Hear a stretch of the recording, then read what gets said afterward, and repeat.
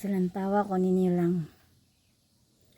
Singot kay ko lang gikan ko og garden.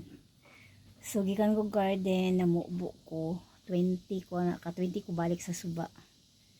Dayon musaka ko diri samot yung panington ko mga langga.